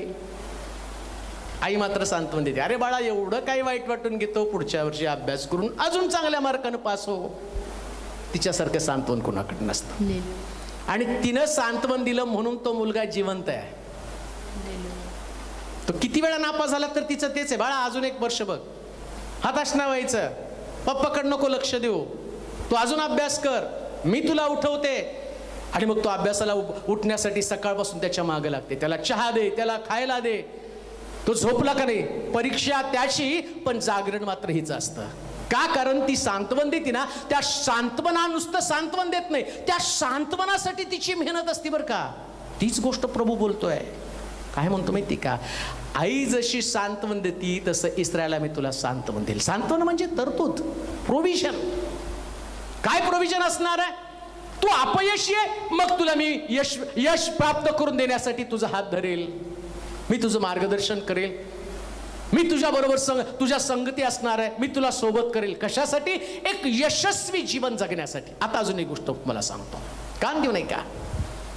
आज जे तुम्ही आहात, मग तुम्ही मोठे पोलीस अधिकारी असाल, इन्स्पेक्टर असाल, देशाचे पंतप्रधान असाल. आता मोदींना नाही माझा सल्ला, पण सांगतोय तुम्हाला. तुम्ही मोठ्या जागेवरती कोणीतरी असाल, जी मोठी पोस्ट तुमच्याकडे, तुमच्या हाताखाली नोकर चाकर आहे. पण कोणामुळे माहिती का? जिने तुम्हाला जन्म दिला तिच्यामुळे आहे. तिनं तुम्हाला पोटातच मारलं असतं ना. कधी कधी डॉक्टर म्हणतात एक तर याला वाचवायचं नाही तर तुम्हाला वाचवायचं. त्यास म्हणती त्याला जन्म द्या, माझं होईल तसं होऊ द्या. देवाच्या कृपेने तुम्ही वाचला आणि ती वाचली. आणि तुम्ही जे आहात ना तिच्यामुळं आहात. तिनं तिचं तारुण्य, तिचं सौंदर्य, तिचं रूप, तिचं पण एज्युकेशन असतं, तिची पण स्वप्न असतात. सगळी स्वप्न तिने धुळीला मिळवलेली असतात. का? तुम्हाला वाढवण्यासाठी. आणि आता ज्या जागेवरती तुम्ही आहात ना, या जागेवरती येण्यासाठी मदत करणारी. काही लोक म्हणतात नाही, प्रत्येक यशस्वी पुरुषाच्या मागे एक स्त्री असती. मग तो सांगतो माझ्या बायकोनं मला इथवर आणलं ना. आईचं काय? जन्म बायकोनी दिला का आईने दिला? अरे तुझ्या आईने तुला जन्म दिला. शिक्षण कोणी दिलं? बायकोनी डबा दिला का उठून? अभ्यासाला कोणी बायकोनी उठवलं का? तुला माहित तरी होती का कुठे आहे तुझी बायको? नाही, माझ्या सिक्रेट मध्ये माझ्या पत्नीचा हात आहे. कधीतरी आईचा हात आहे म्हण ना. देव त्याचं क्रेडिट आईला देतो. म्हणून तो म्हटला आई जशी लेकरांना सांत्वन देती तसं इस्रायला मी तुला सांत्वन देईल. देवानं ती जागा घेतली. कोणतं सांत्वनाची? आई सांत्वन देणारी आई आहे. मग या आईनं तुम्हाला लग्नापर्यंत सांत्वन दिलं. ते तर द्या सोडून हो. तुम्ही तर लग्न करून बाहेर निघून बाजूला राहायला पण गेला. अहो इथं नाही पटत तिथं काय पटणार आहे? स्वभावच आहेत भांडणाचे. मग तिथं गेल्यावर पण यांची धुसफूस चालूच होती. मग आता याला रडायला जागा नाही, कुठं रडणार? बायको समोर रडावं तर तिला तिचा विजय झाला. मग कुठे येऊन रडतो? आईकडं. मग ती म्हणते जाऊ दे बाबा, तिचा स्वभाव तसाच आहे, समजून घे. नाही आई मीला सोडून टाकतो. ती म्हणते नको रे बाळा, सोडू नको, लेकरू झालंय आता, अमकं झालंय असं ते सांत्वन देऊन पुन्हा तिथं समेट. म्हणजे तिचं लक्ष फक्त लेकरू सुखी असावा. प्रश्न तोच आहे, एवढं तुमच्या सुखाची काळजी करणारी आई, कधी तिच्या सुखाचा विचार तुम्ही केला? कधी तुम्हाला वाटलं का तिली आनंदी व्हावं? ती आतमध्ये एवढी दुःखी आहे, तुम्ही तिच्याकडे नाही. काही लेकरांनी तर आपल्या आईचं तोंड पण बघितलेलं नाही. म्हणतात पण काय माहिती का, आता मी तुझ्या मरणाची वाट बघतो, तू मेलो तरी मी येणार नाही. काय सुंदर डायलॉग मारला, मेलो तरी येणार नाही याचा अर्थ तू नरकातच आहे. तू आता कायमच तोंड बघणार नाही एकमेकाचे. का? कारण तू देवाची आज्ञा मोडली म्हणजे तुला काय स्वर्ग मिळणार आहे? कोणी सांगितलं तुझं कल्याण होणार आहे? आई तुला सांत्वन देते, आईला तुला सांत्वन देता आलं पाहिजे. ती आजारी पडल्यावर गेला का तिला कधी सांगितलं का आई काय नाही होणार, बरं वाटतंय, थोडासा ताप आहे? कित्येक लेकरं एवढी निष्ठुर आहेत ना, त्या आईला मारतात तो मरत का नाही म्हणून. बघितले टीव्हीला दाखवतायत ते प्रॉपर्टीसाठी. करोनाने मेले आई वडील दोघं, पण लेकरं कब्रस्तानमध्ये दोघांची मारामारी का? तर आता प्रॉपर्टीचं काय होणार.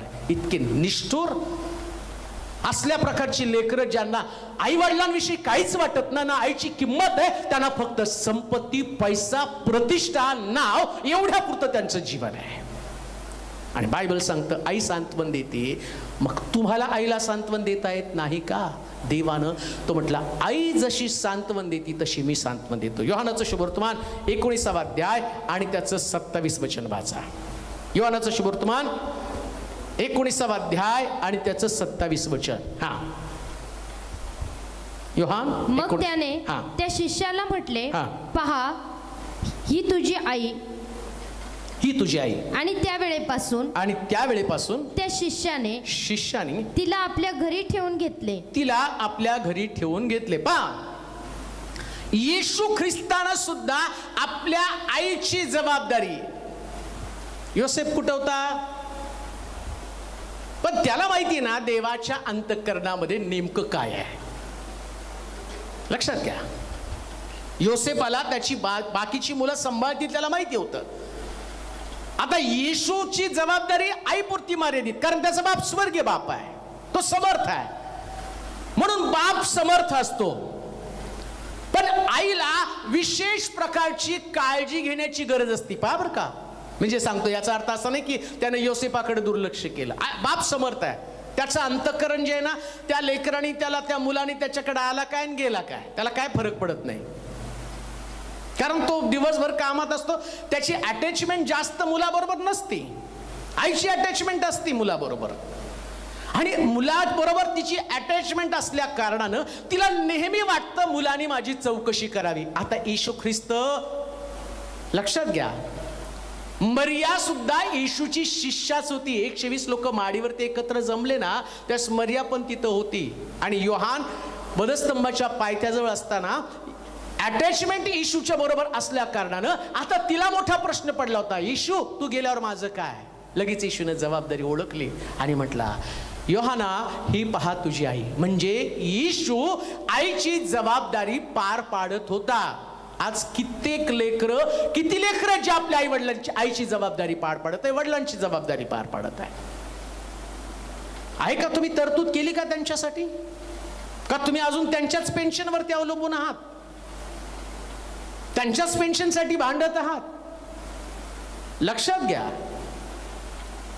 त्यांच्या पेन्शनपेक्षा त्यांची पेन्शन सुरक्षित राहू द्या, ती तुम्हालाच मिळणार आहे. त्या आईला काय आता कुठं गाडीवरती किक मारून फिरायचं नाही, किंवा ती शॉपिंगला कुठं जाणार नाही. तिला आता सगळं झालं, तिचं आयुष्य तिने जगून झालेले. पण तिला वाटतं मला मुलाच्या पगारातनं थोडंसं काहीतरी द्यावं. तिला वाटतं बरं का, तिची पेन्शन लाख असली ना तरी मुलाने 1000 दिले तर ती खुश होती. का? तर ती म्हणते मुलाने दिले, हो माझ्या मुलानं दिलं. तिला खूप अप्रूप वाटतं बरं का त्याचं, माझ्या मुलानं दिलं. 10,000ची साडी तिने जरी घेतली ना, पण मुलानं 500ची साडी घेतलेली ती तशीच ठेवती. म्हणती माझ्या मुलाची साडी आहे, लग्न झाला तरी मला विसरलं नाही, एवढा मोठा साहेब झाला पण माझा मुलगा अजून मला विसरला नाही. माझा मुलगा अजून पण माझी काळजी करतो, माझा मुलगा मला अंतर देत नाही.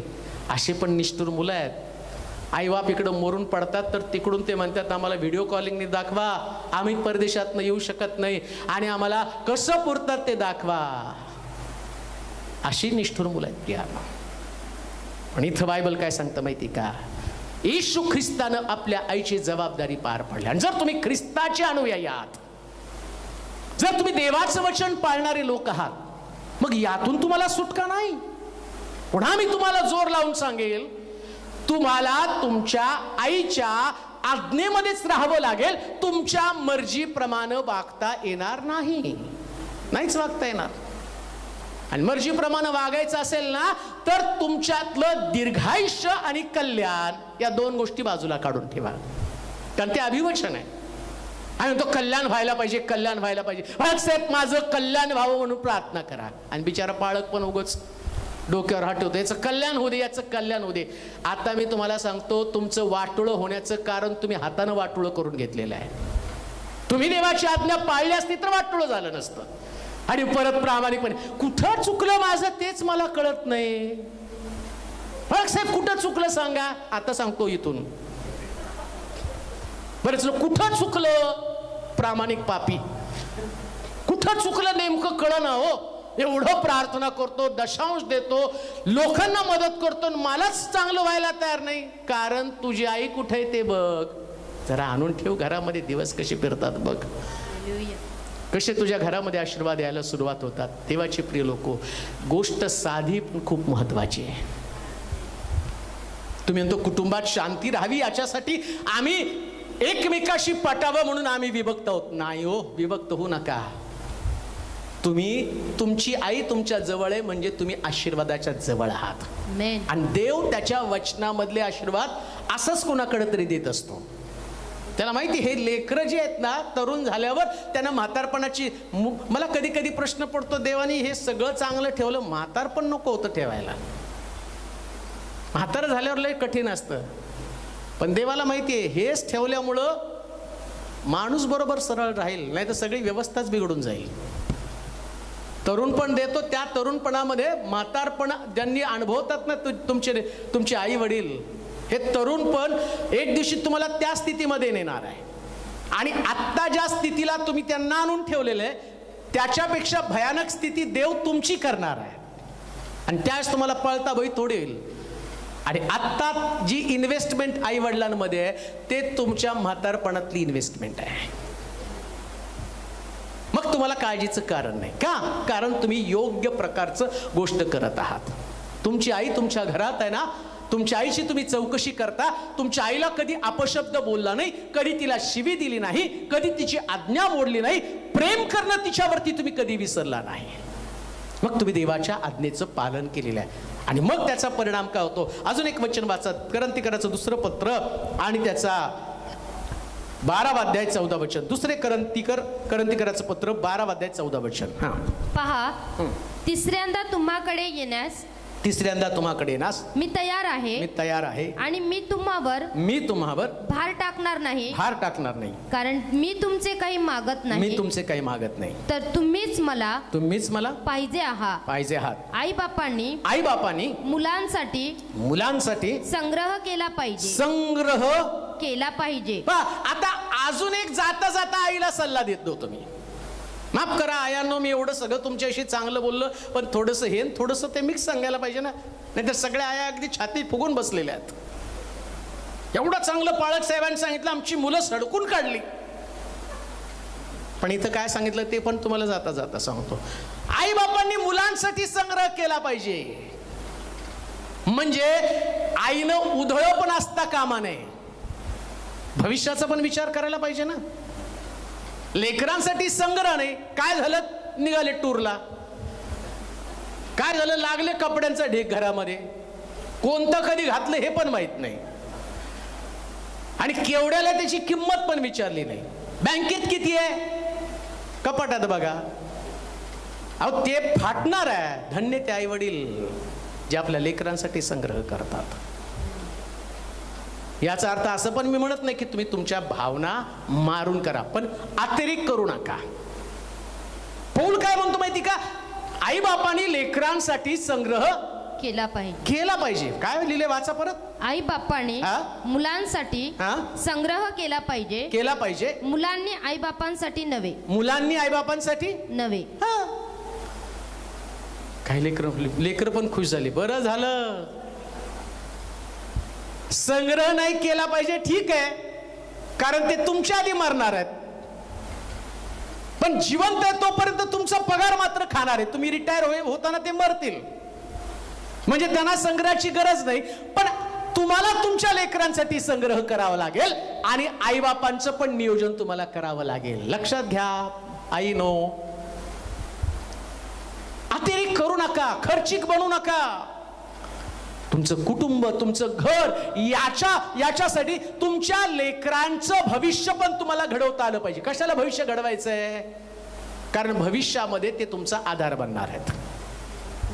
त्यांचं करिअर, त्यांनी चांगली स्वप्न, चांगलं कॉलेज, चांगलं संस्कार आणि त्यांच्या गरजा पूर्ण झाल्या वेळोवेळी संग्रह असल्या कारणानं 10,000ची साडी घेण्याच्या ऐवजी 1,000ची घ्या.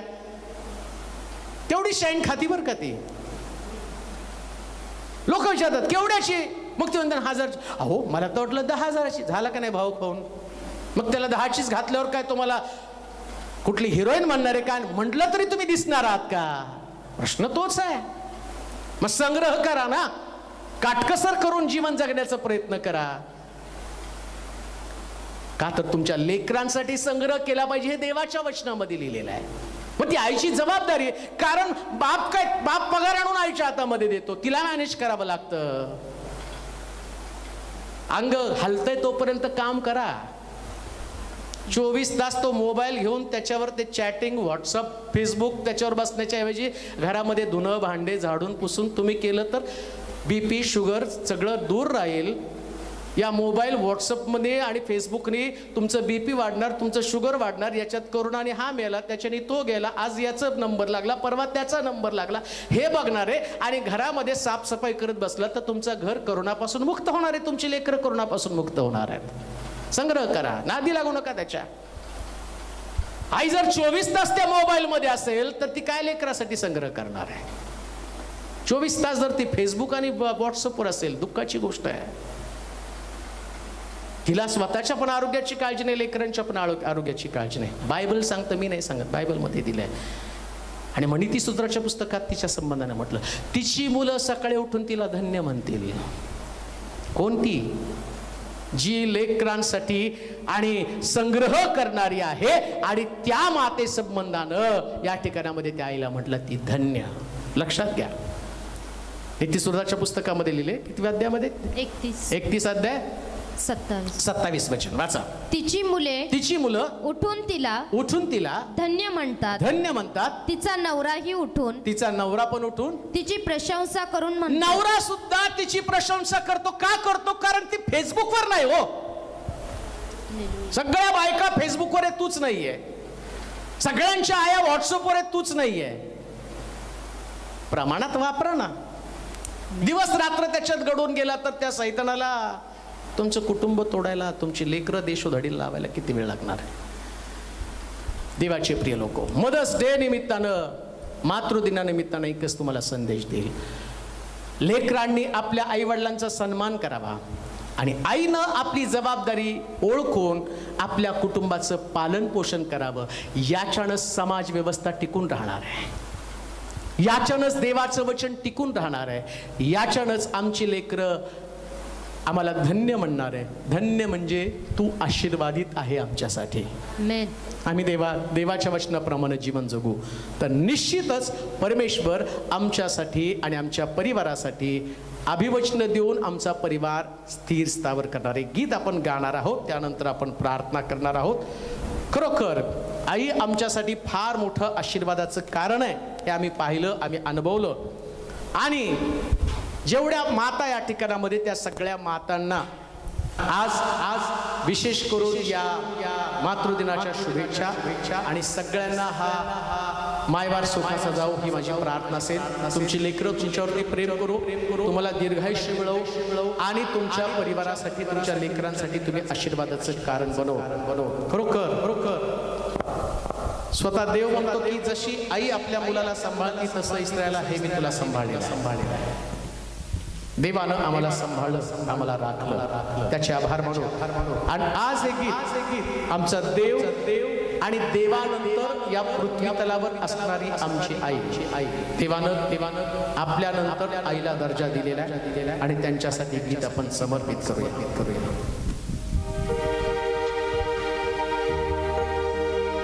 जैसे माता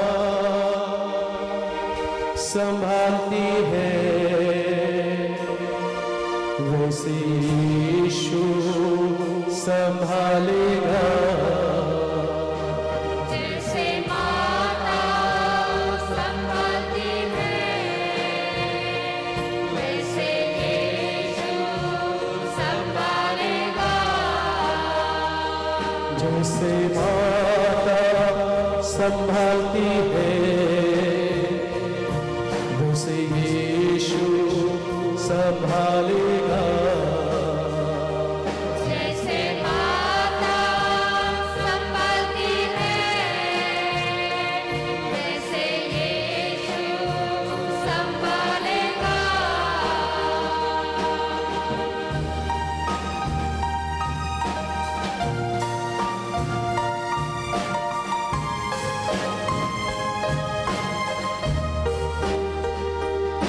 सीने से लगाएगा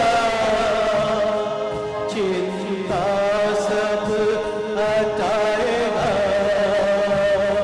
सीने से लगाएगा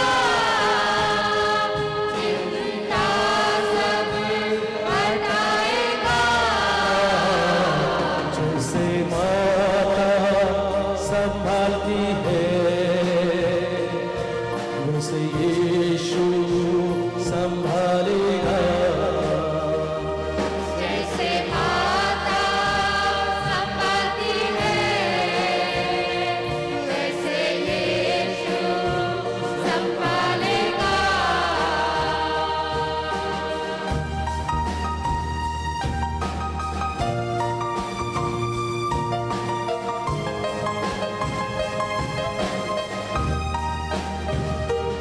हाथ धर के चलाएगा चट्टान पर चढ़ाएगा. हाथ करके चढ़ाएगा चट्टान पर चढ़ाएगा. जैसे माता संभालती है वैसे यीशु संभालेगा. जैसे माता संभालती है वैसे यीशु संभालेगा.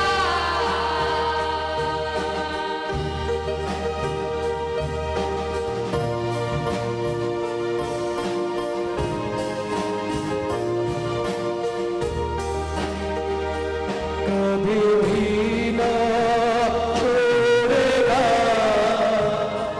कभी भी न त्यागेगा. कभी भी ना छोड़ेगा कभी भी ना त्यागेगा.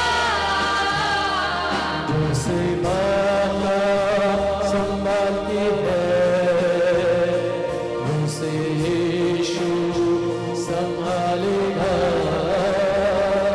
जैसे माता संभाली है वैसे यीशु संभालेगा. जैसे माता संभाली है वैसे यीशु संभालेगा. आमच्या गौरवशाली देवा आजच्या दिवसाबद्दल आम्ही तुझी स्तुती करतो. तुझ्या पराक्रमी गौरवी नावाला धन्यवाद देतो प्रभूजी. अभिवचन असणारी एकच आज्ञा, तो आपला बाप आपले आई यांचा सन्मान कर. आजपर्यंत आम्ही या गोष्टीकडे दुर्लक्ष केलं, परंतु तुझं वचनच आज आम्हाला जाग करणारं वचन आहे. माफ कर, आतापर्यंत तुझी लेकरं चुकली असतील. ज्याने आज तुझं वचन ऐकलं त्यांच्या स्वभावामध्ये बदल होऊन जाते. प्रभू, मी प्रार्थना करतो, तुझ्या वचनात लिहिलेला सन्मान त्यांनी त्यांच्या आईला, त्यांच्या वडिलांना द्यावा. काहींनी आपल्या आई वडिलांना घराबाहेर काढलं असेल, पण त्यांचे अंतःकरण तोड. काही लेकरं आपल्या आई वडिलांच्या विरोधात जाऊन त्यांनी स्वतःचे निर्णय घेतले असतील, त्यांच्या हृदयाचं परिवर्तन कर. त्यांना शाप, त्यांना पीडा त्यातल्या समजू दे प्रभूजी. जिनं जन्म दिला, जिनं आमच्या गरजा भागवल्या, जिनं आम्हाला शिक्षण दिलं, शिस्त लावली, मी स्वतः आशीर्वादित आहे. इथपर्यंत आणण्यासाठी माझी आई जबाबदार आहे. आणि आज जे ऐकत आहेत ते मोठे ऑफिसर्स असतील, कोणी बिझनेसमन असेल, कोणी परदेशामध्ये असेल, परंतु याचं कारण ती माता आहे जिने तिला जन्म दिलेला आहे. आणि तिच्याविषयी त्यांनी कृतज्ञ असावं. त्यांचं अंतःकरण तोड. त्या लेकरांना आई वडिलांसंबंधाच्या भावना जाग्या कर प्रभूजी. देवा, तुझ्या दर्जेनंतर तू त्यांना दर्जा दिलेला आहे, समाज नंतर आहे. ही लेकरांची विचारसरणी बदलली जाऊ दे. ते आई वडिलांना नंतर आणि समाजाला प्रथम स्थान देत आहे. परंतु जसा मोशे म्हणतो की तुमचं पोषण कुर्बान मी मंदिरामध्ये देऊन टाकलेलं आहे, तो म्हणला माणसांच्या संप्रदायाप्रमाणे तुम्ही देवाचं वचन रद्दबदल केलं. आज देवाच्या वचनाकडे पुन्हा त्यांना आकर्षित कर. प्रत्येक आईसाठी प्रार्थना करतो, ती राष्ट्राला आशीर्वादाचं कारण आहे, कारण तिच्या पोटामध्ये राष्ट्र जन्माला होती. आज सर्वोच्च स्थानी असणारी व्यक्ती, त्या आईनं जन्म दिला, तिने वाढवलं, त्याला मोठं केलं, दूध पाजलं म्हणून त्या जागेवरती आहे. आणि म्हणून देवा, आज आम्ही सगळ्या मातांसाठी प्रार्थना करतो, त्यांचा बचाव कर, त्यांना आरोग्य दे, कोरोनापासून त्यांना सांभाळ. रोज ते आमच्या दीर्घायुष्यासाठी प्रार्थना करतात, पण आज आम्ही त्यांच्या दीर्घायुष्यासाठी प्रार्थना करतो, कारण जोपर्यंत ते आमच्याकडे आहे तोपर्यंत आम्ही आशीर्वादित आहोत. ज्या दिवशी ते आमच्या घरातनं जातील, आमच्या घरातनं आशीर्वाद जातील. पण जर आम्ही शेवटपर्यंत त्यांना तुझ्या वचनाप्रमाणे आमच्याकडे ठेवलं, तर जाताना सुद्धा ते आमच्यासाठी आशीर्वाद देऊनच जाणार आहे. आणि तू हे पाहिलेल्या सगळ्या गोष्टीच्या द्वारे आम्हाला आशीर्वादित करणार आहे.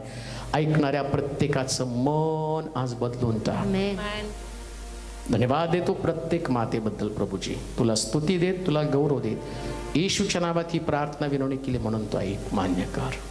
आमेन.